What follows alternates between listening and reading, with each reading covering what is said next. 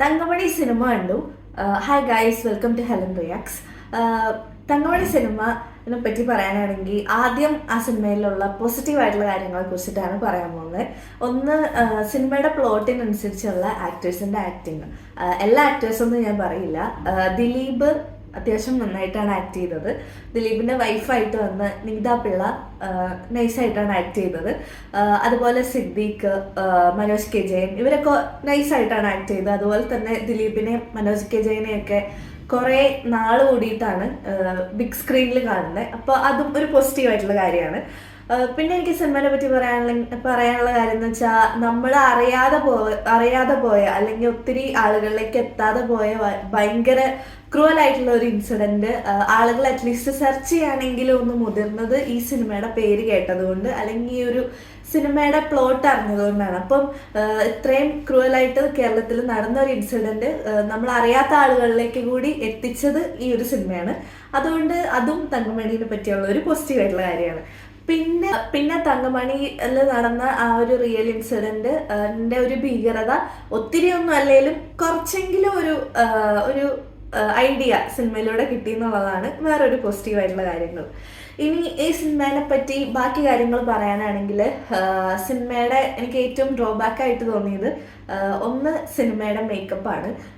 അത് ചില സ്ഥലത്തൊക്കെ പ്രത്യേകിച്ച് മനോജ് കെ ജയൻ്റെ ഒക്കെ പാട്ട് വന്നപ്പോൾ ഭയങ്കര നന്നായിട്ട് ആക്ട് ചെയ്തു പോകുന്നൊരു റോളാണ്.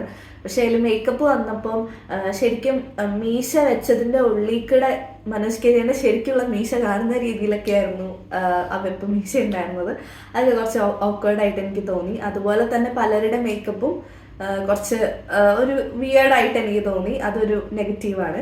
പിന്നെ എനിക്ക് നെഗറ്റീവ് പറയാനുള്ളത് ഇതിൽ പോലീസ് ഓഫീസറായിട്ട് വന്ന ക്യാരക്ടർ പ്രണീത ഒരു തമിഴ് സിനിമയിലൊക്കെ ഭയങ്കര ഹിറ്റായിട്ട് നിന്നൊരു ആക്ട്രസ് ആയിരുന്നു. ഈ സിനിമയിൽ വന്നപ്പോൾ ഭയങ്കര കഷ്ടപ്പെട്ട് ഒരു സ്റ്റബേൺ ആയിട്ടുള്ള ഉദ്യോഗസ്ഥയാവാനുള്ള ശ്രമം നടത്തുന്ന പോലെ എനിക്ക് തോന്നി. പക്ഷെ അത് വന്നു കഴിഞ്ഞപ്പോൾ സ്റ്റബോണും അല്ലാണ്ടായി, എന്നാൽ സ്റ്റബോൺ അല്ലാത്ത ആളും അല്ലാണ്ടായി, എന്നാൽ ഒന്നും അല്ലാത്ത ഒരു പോലീസുകാരിയായി. അതായത് ഒരു എന്താ കാണിക്കണേന്ന് നമുക്കും മനസ്സിലാവില്ല, അവർക്കും മനസ്സിലാവില്ല. അങ്ങനത്തെ ഒരു സെറ്റപ്പിലേക്കാണ് പുള്ളിക്കാരിയുടെ ആക്ടിങ് പോയിക്കൊണ്ടിരുന്നത്.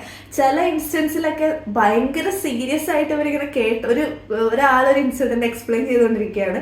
അത് കഴിഞ്ഞിട്ട് ഈ പ്രണീതയുടെ ഫേസ് എക്സ്പ്രഷനിലേക്ക് പോകുമ്പോൾ തിയേറ്ററിൽ അധികം ആളുണ്ടായിരുന്നില്ല, ആകെ കുറച്ച് ആൾക്കാരെ ഉണ്ടായിരുന്നുള്ളൂ. ആ ഉണ്ടായിരുന്ന കുറച്ച് ആൾക്കാരും കൂടി ഒറ്റ ഒരടിക്ക് പൊട്ടി അങ്ങ് ചിരിച്ചു. നമ്മൾ ഈ വലിയ കോമഡി സീൻസിലൊക്കെ നമ്മൾ കോമഡി സീൻസ് കാണുമ്പോൾ എല്ലാവരും ഒന്നിച്ച് ചിരിക്കില്ലേ, അതുപോലെ ഒരു സീരിയസ് കാര്യം ഡിസ്ക്രൈബ് ചെയ്തിട്ട് പിന്നെ ഈ പോലീസിന്റെ എക്സ്പ്രഷനിലേക്ക് വന്നപ്പോൾ മീൻസ് അങ്ങോട്ടേക്കുള്ള സീൻ വന്നപ്പോൾ എല്ലാവരും ഒറ്റ അടിക്കാണ് ചിരിച്ചത്.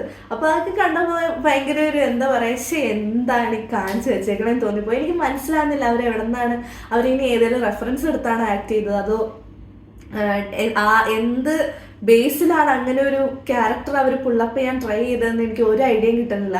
കാരണം അത്രയും സ്റ്റബേൺ ആയില്ലെങ്കിലും ഒരു പോലീസുകാരിയായിട്ട് അവർക്ക് ചെയ്താൽ മതിയായിരുന്നു. ഇത് എന്തോ എന്തിനൊക്കെയോ ഓടുന്നു, എന്തിനൊക്കെയോ എക്സ്പ്രഷൻ കാണിക്കുന്നു, എന്തിനൊക്കെയോ വിഷമിക്കുന്നു, എന്തിനൊക്കെ ദേഷ്യപ്പെടുന്നു, അതും ഒന്നും മുഖത്ത് വരണില്ല. എനിക്ക് മനസ്സിലാകുന്നില്ല. അപ്പം ഇതൊക്കെ കാണുമ്പോഴാണ് നമ്മൾ ഈ ശരിക്കുള്ള അഭിനയിക്കുന്ന വലിയ വലിയ ആക്ടേഴ്സും ഈ ഇങ്ങനെ ആക്ട് ചെയ്യുന്നവരും തമ്മിലുള്ള ഡിഫറൻസ് നമുക്ക് മനസ്സിലാക്കാൻ പറ്റുന്നത്. അപ്പോൾ അത് എനിക്ക് ഭയങ്കര ഒരു എന്താ പറയുക വലിയൊരു ഡ്രോബാക്ക് ആയിട്ട് തോന്നിയത് ആ ഒരു കാര്യമാണ് സിനിമയിൽ.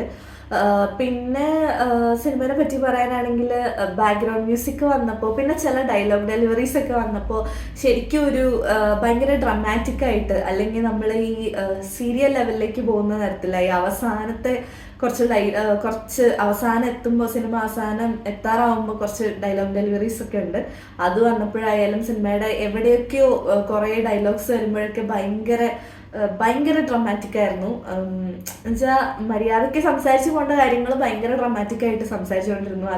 അപ്പം അത് അച്ചടി ഭാഷയിലൊക്കെ ആയി. അതായത് നീ എന്താ പറയുക, നമ്മളെ ഈ പുസ്തകത്തിൽ എഴുതി വായിക്കുന്ന പോലെ പ്രിന്റഡ് ആയിട്ടുള്ള അച്ചടി ഭാഷ എന്ന് പറയില്ല, അങ്ങനത്തെ ഒരു ഭാഷയിലേക്ക് പോയി. നമ്മൾ സംസാരിക്കുന്ന പോലെ അല്ലാതായി, മാനക ഭാഷയിൽ നിന്ന് അച്ചടി ഭാഷയിലേക്ക് പോയ പോലെ. സോ അത് ഭയങ്കര ഒരു വിയേർഡായിട്ടുള്ള ഒരു കാര്യമായി പോയി. പ്രധാന കാര്യം എന്താണെന്ന് വെച്ച് കഴിഞ്ഞാൽ കുറച്ച് നാളുകളായിട്ടും മലയാളത്തിൽ ഇറങ്ങുന്ന സിനിമകളൊക്കെ അത്ര അഡാറ് സിനിമകളാണ്. ഒന്നെങ്കിൽ എക്സ്പെരിമെന്റൽ ആയിട്ടുള്ള സൂപ്പർ സിനിമകൾ, അല്ലെങ്കിൽ കോമഡി ആയിട്ടുള്ള സിനിമകൾ, അല്ലെങ്കിൽ ഇപ്പം ഏത് എടുത്ത് നോക്കിയാൽ ഈ അടുത്തിറങ്ങിയ സിനിമകളൊക്കെ ഒന്നിനൊന്നിനൊന്ന് മെച്ചം നിൽക്കുന്ന സിനിമകളാണ്. ഏതാണ് നല്ലതെന്ന് പോലും നമുക്ക് കമ്പയർ ചെയ്യാൻ പറ്റാത്ത രീതിയിലുള്ള സിനിമകളാണ് ഇപ്പം മലയാളത്തിൽ വന്നുകൊണ്ടിരിക്കുന്നത്. അപ്പൊ ആ ഒരു സിനിമകളുടെ ഇടയിലേക്ക് ഇത്തരത്തിലൊരു സിനിമ വരുമ്പോൾ അത് ശരിക്കും പറഞ്ഞാൽ ആളുകൾക്ക് അക്സെപ്റ്റ് ചെയ്യാനുള്ള ഒരു ബുദ്ധിമുട്ട് വന്നു എന്ന് എനിക്ക് തോന്നുന്നു. കാരണം എന്താണെന്ന് വെച്ചാൽ ഈ ഒരു സിനിമ എന്ന് പറയുന്ന ഒരു, എനിക്ക് പേഴ്സണലി എനിക്ക് ഫീൽ ചെയ്ത ഒരു 2000 to 2010 മലയാളത്തിൽ ഇറങ്ങിയ കുറേ സിനിമകളുണ്ടല്ലോ, കുറേ ഇങ്ങനത്തെ സിനിമകളുണ്ട്. അപ്പോൾ ഈ സിനിമകളുടെ കളർ ഗ്രേഡിങ്, അല്ലെങ്കിൽ ഈ സിനിമയുടെ പാറ്റേൺ, ആ സിനിമകളുടെ സ്റ്റോറി ടെല്ലിംഗ് ഒക്കെയാണ് എനിക്ക് ഈ തങ്കമണിയിലും കാണാൻ പറ്റിയത്. അതായത് അതിൻ്റെ മേക്കിങ്ങിൽ എനിക്ക് കാണാൻ പറ്റിയത്. അപ്പോൾ അത് ഭയങ്കര ഇപ്പം ഇറങ്ങുന്ന സിനിമകളെ കമ്പയർ ചെയ്ത് നോക്കുമ്പോൾ ആ സിനിമകൾ എന്ന് പറയുന്നത് ഒത്തിരി ഡിഫറെൻ്റ് ആണല്ലോ. അപ്പോൾ ആ ഒരു വലിയ ഡിഫറൻസ് തന്നെയാണ് തങ്കമണി എനിക്ക് കാണിച്ചു തന്നത്. എനിക്ക് തോന്നുന്നു മേക്കിംഗ് വൈസിൽ കുറച്ചുകൂടി ഒന്ന് സെറ്റപ്പ് ആയിരുന്നെങ്കിൽ മേ ബി ഇതൊരു സൂപ്പർ പടമായി മാറിയേനെന്ന് എനിക്ക് തോന്നുന്നു. എന്തൊക്കെയായാലും തിയേറ്റർ വാച്ചബിൾ ആണോ എന്ന് ചോദിച്ചു കഴിഞ്ഞാൽ എനിക്ക് അറിയില്ല. ഞാൻ പേഴ്സണലി ഞാനല്ല എന്നാണ് പറയുള്ളൂ. സോ അതാണ് എനിക്ക് തങ്കമണീനെ പറ്റി പറയാനുള്ളൂ. Thanks for watching Helen reacts. Thank you.